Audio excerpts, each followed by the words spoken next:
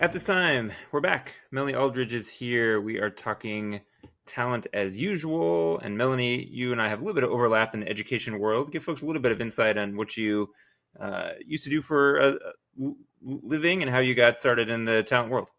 Yes, so I have been in education my entire career. I started off as a teacher. So I was a Teach for America Las Vegas Valley Corps member 2015. And I have taken this career into the wild world of education recruiting, which Eric, you know a little bit about, or maybe a lot of it about from your career as well. So I've worked Better at a work, yeah. few, yeah, worked at a few different charter school organizations across Los Angeles, but now have settled in at Lakeshore Learning, which has been a tremendous opportunity for me so far over the past 3 years or so.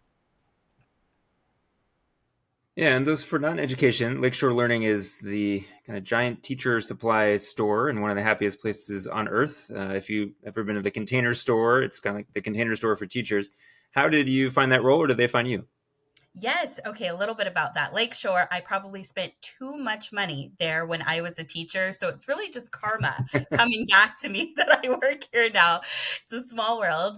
But Lakeshore just landed in my life at the right time. I had had a few friends in my professional network who had ventured into the corporate world. And to be honest, I thought I was always going to be directly in the education or nonprofit sector, but have now fallen in love with the corporate community, still connected to education in such an instinctual way. Lakeshore sells products that are directly in the hands of teachers, but it's a totally different side of thinking about the business. So after having done education recruitment directly, recruiting teachers for almost 5 years, it was like, hey, can I apply that skill and now recruit accountants? Salespeople, people in IT, all different sorts of places. So it's been a real stretch, but also really exciting. So one of the reasons I did this podcast, it was interesting to me to talk to folks who were recruiting outside of education and especially at places with name ID. So I've had folks on who've worked at Netflix and other places where I imagine there's a lot more resumes coming through just because people want to be a part of that. They know the company well. Is that proved true for you as well? Or is it more a case now of you're having to sift through too many resumes as opposed to what we used to do, which is try to convince people to even want to be teachers in the first place? Oh, absolutely. It's a totally different type of recruitment. Before, I feel in education recruitment, when you're dealing with recruiting teachers, I describe it as trying to order a salad at KFC. Wow, you are going to have some real challenges. You're going to have to go for it and hunt for it. And not to say that I still don't have to go for it and hunt for it, even in a corporate recruiting role, but the volume itself, we receive at minimum 1,000 applications per day. That could be hundreds per Wow. requisition. And even in any given month or year, you're thinking tens of thousands per month, 100,000 per season, right? Depending on the particular role. So the scale in which you receive applications means higher competition, and that's for all different levels, whether you're entry level, whether you're going for management positions, or even specialized high level positions. We're seeing more competition than ever.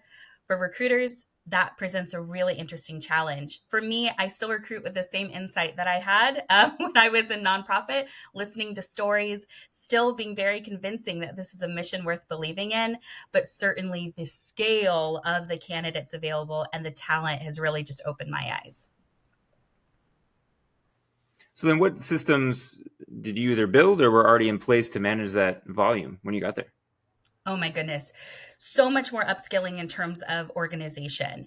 Really having strong SOPs, right? If you think your SOPs now at a charter school organization are strong, I would test them based on volume.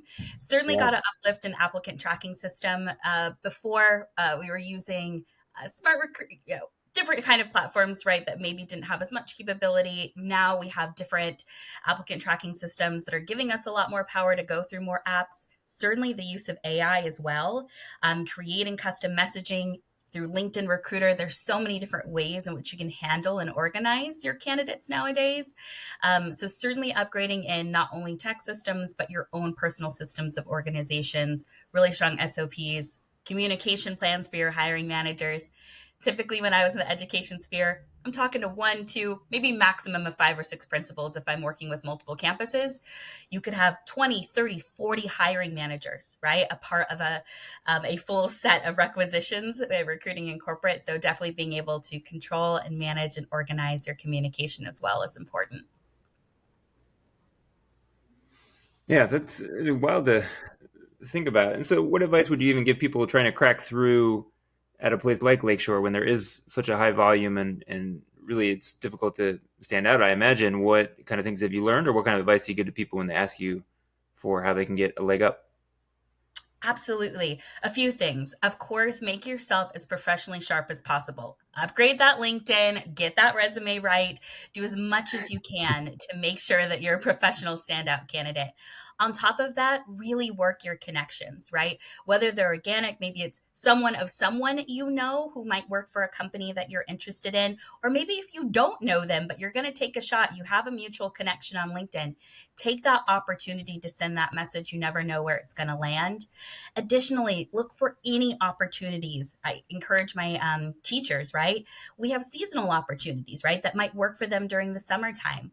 Lakeshore, for the first time this year, and our application window has closed as of this podcast, but we'll be welcoming this summer our first new set of Lakeshore Teacher Fellows. So we're getting the opportunity to be able to welcome new teachers into the door for the first time ever, essentially through an internship program. So giving them 6 weeks to understand product development, really understand how we create our products, and be able to gather ideas from them as well about how to kind of best serve the education community and students. So there are opportunities out there for educators and other people who are hoping to kind of break in at Lakeshore or otherwise. I would say keep looking, keep searching, and keep yourself sharp. Got it. Sounds good. Okay, so if someone wants to join you at Lakeshore, I think you mentioned earlier there are windows or application windows. Is that true for all positions, or can folks find you at any time? What's the best way for folks to consider working with you? Yes, folks can find us at any time on lakeshorecareers.com. I highly advise people stay close to that site weekly. We're always upgrading new jobs, we're always pushing in new opportunities. So, really stay abreast of what's going on our career site. Additionally, I always say please follow us on LinkedIn as well. We're always posting not only our new products, but new opportunities as well. So, stay really close. Follow any of us who have that recruiter title here at Lakeshore. We're always posting new jobs and opportunities as well ourselves in our posts. So just staying close to those opportunities is going to be as much, as big an opportunity as you can. And I always say we're not the only pool to fish in. If you are a job searcher, an educator, someone in the education community who's just even curious about what a corporate career could look like, follow Lakeshore, of course, on LinkedIn, but follow everyone else who might be doing something similar, something different, ed tech. There's so many companies who are always looking for people with great education background. So expand the pool and stay close to our careers website as well. Awesome. Sounds good. Well, thanks so much, Melanie, for coming on. Thanks, everyone, for listening. You can find all the past episodes in your usual spots where you find podcasts. Until next time, we'll catch you soon.